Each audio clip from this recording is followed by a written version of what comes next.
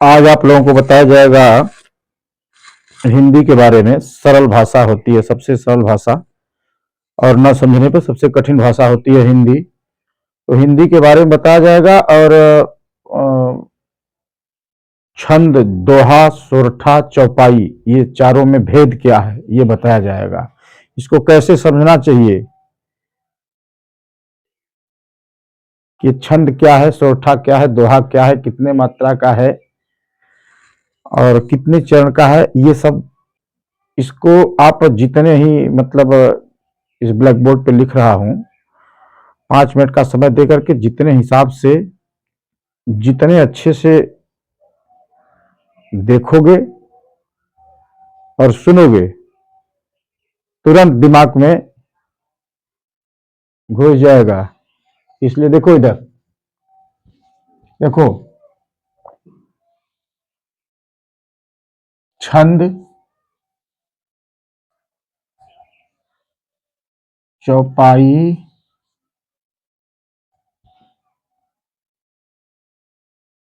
दोहा, सोरठा। ठीक, छंद, चौपाई, दोहा, सोरठा। अब इसको ऐसे समझिए, इसमें पहला वर्ण होता है, दूसरा मात्रा होता है, तीसरा नंबर पे गति, चौथा नंबर पे यति, पांचवा नंबर पे चरण, और छठे अंतिम पर गण। बखूबी समझ गए, अच्छी तरह समझ गए। ये सब होता है इसे छंद, चौपाई, दोहा, सोरठा में। ये 6 चीज पाई जाती है, 1 2 3 4 5 6: वर्ण, मात्रा, गति, यति, चरण, गण। अब वर्ण का मतलब समझिए। वर्ण, जैसे किसी क बोले तो क में अ छुपा है, क एक वर्ण ही है तो क में अ छुपा हुआ है। ख या ग या घ कुछ भी बोलिए, उसमें अ का साउंड आ रहा है, उसको जो है तो उसी को वर्ण कहते हैं। मात्रा भी इसमें बहुत बहुत बड़ा रोल करता है। बहुत लोग दोहा, छंद, चौपाई गाते हैं, बजाते हैं, लेकिन मात्रा नहीं समझ पाते हैं, इसलिए उल्टा पुल्टा करके गाते हैं, और सुनने वाले भी नहीं समझते हैं, इसलिए वो भी उल्टा पुल्टा किसी तरह से उनको अच्छा लगता है, सुनते हैं। फिर गति, गति मतलब जैसे हम दोहा गाएंगे वैसे हम चौपाई नहीं गा पाएंगे, वैसे हम छंद नहीं गा पाएंगे, इसलिए दोहा की गति अलग होती है। हर चीज की गति मतलब एक रफ्तार, इसलिए गति भी उसका महत्व रखता है, मात्रा भी महत्व रखता है। यति माने कामा, एक चरण जहां पूरा हुआ वहां हाफ कामा लग जाएगा, उसी को यति बोलते हैं। चरण, चरण माने हर चीज का एक चरण होता है, जैसे दोहा में 4 चरण होते हैं, छंद में भी 4 चरण होते हैं, चौपाई में भी 4 चरण होता है, सोरठा में भी 4 चरण होता है। तो एक चरण हो गया। गण, ये हुआ। गण का मतलब जहां 3 शब्दों का मिलान एक साथ हो, गण, उसको गण बोलते हैं। जहां 3 शब्द एक जगह मिले हुए हों उसको गण बोलते हैं। समझ गए? अब आओ एक दोहा लिख करके बताता हूं कि क्या होना चाहिए। मतलब उदाहरण के लिए पहले मैं मात्रा के लिए बता दूं कि इसमें मात्रा सबसे महत्वपूर्ण भूमिका निभाती है। हालांकि सबका महत्वपूर्ण भूमिका है अपना, लेकिन मात्रा एक सबसे इंपॉर्टेंट है। तो जैसे अब एक दोहा लिखता हूं, और उदाहरण के लिए, पवन तनय संकट हरण, पवन तनय संकट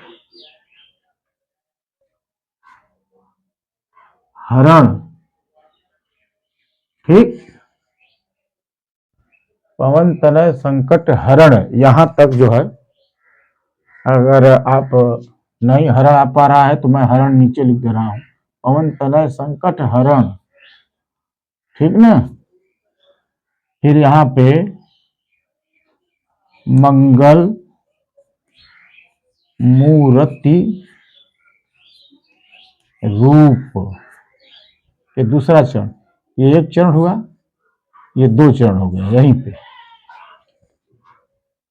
पवन तनय संकट हरण, यहां कामा, ठीक ना, हरण पे कामा, पवन तनय संकट हरण एक चरण हो गया।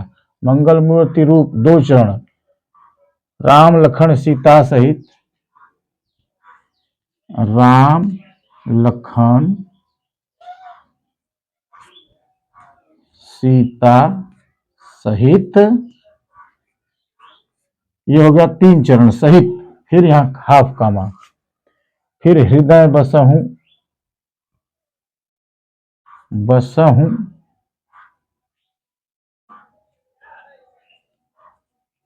सुर भूप, ठीक, समझ में आया ना। पवन, अब चार चरण हो गया, एक चरण, दो चरण, ये तीन चरण, ये तीन चरण, ये चार चरण, ठीक। अब इसमें मात्रा समझिए, मात्रा क्या होता है, तो बड़ी सीधी सी बात है, मात्रा अगर जो समझ लिया उसको सब कुछ आ गया, नहीं समझा तो। अब देखिए इसमें यदि खड़ा पाई हो तो एक मात्रा में गिनती होती है, अगर ये वक्र पाई हो, वक्र रेखा, तो इसको दो में गिना जाता है। समझो इसको पहले, यही मेन है। खड़े पाई को एक और वक्र पाई को दो मात्रा, एक मात्रा दो मात्रा गिना जाता है। अब उसी तरह मात्रा लगाया जाता है, और एक मात्रा किसको किसको बोला जाता है इसको भी समझ लो।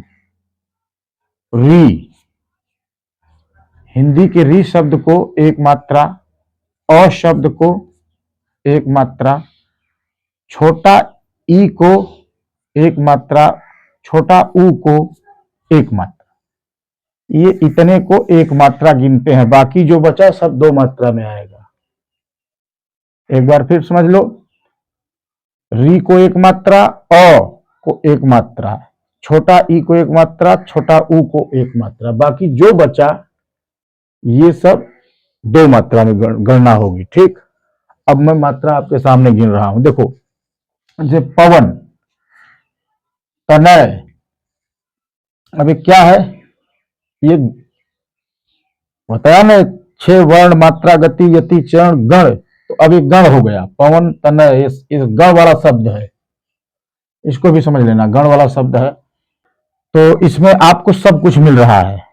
अब इसमें आपको बस मात्रा बताना रह गया है, इसको ध्यान पूर्वक समझोगे तो समझ में आ जाएगा। मात्रा जैसे मैं यहां पे लिख दूं तो साफ साफ समझ में आएगा। दो चरण में पवन तनय संकट हरण, अब देखो इसमें मात्रा, एक दो तीन चार पांच छ, दो आठ, नौ दस ग्यारह बारह तेरह,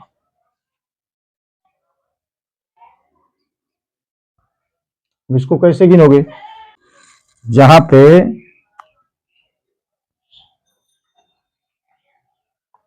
खड़ा रेखा है उसको एक, जहां वक्र रेखा है उसको दो, गिनती करो, एक दो तीन चार पांच छह, ये वक्र रेखा है तो दो हो गया, तो छह दो आठ, एक नौ दस ग्यारह बारह तेरह, ये तेरह हो गया।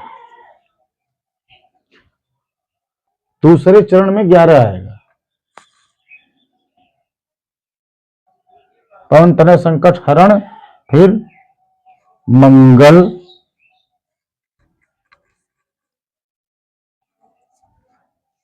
मूर्ति रूप, अब इसमें 11 मात्रा आएगा। अब इसको गिनो, यहां दो, एक एक फिर यहाँ पे 2, फिर 1 1, मुहूर्त ही है तो छोटा ई है तो छोटा ई को एक ही गिनते हैं, रू बड़ा ऊ है तो इसलिए 2 फिर 1। अब गिनो 11 आएगा। 2 1 3 1 4 2 6 1 7 1 8 2 10 1 11। अब यहाँ 11 आ गया दूसरे चरण में। 1 चरण 2 चरण। पवन तनय संकट हरण मंगल मूर्ति रूप, राम लखन सीता सहित हृदय बसहु सुर भूप। यानी राम लखन सीता सहित में फिर 13 आएगा, फिर हृदय बसहु सुर भूप में 11 आएगा। तो इसका यही जो है मात्रा गिनने का जो है तरीका है। अब ये जान लीजिए कि दोहा में जो है पहले चरण में 13 मात्रा, दूसरे चरण में 11 मात्रा, तीसरे चरण में 13 मात्रा, चौथे चरण में 11 मात्रा लगता है। दोहा की बात कर रहा हूं। और सोरठा में आइएगे तो सोरठा में ठीक उल्टा। सोरठा में उल्टा ये हो जाएगा कि सोरठा में पहले चरण में 11 मात्रा, दूसरे चरण में 13 मात्रा, तीसरे चरण में 11 मात्रा, चौथे चरण में 13 मात्रा। सोरठा दोहा का ठीक उल्टा हो जाता है। बस बात इतनी सी है, समझ गए होंगे तो समझ गए होंगे।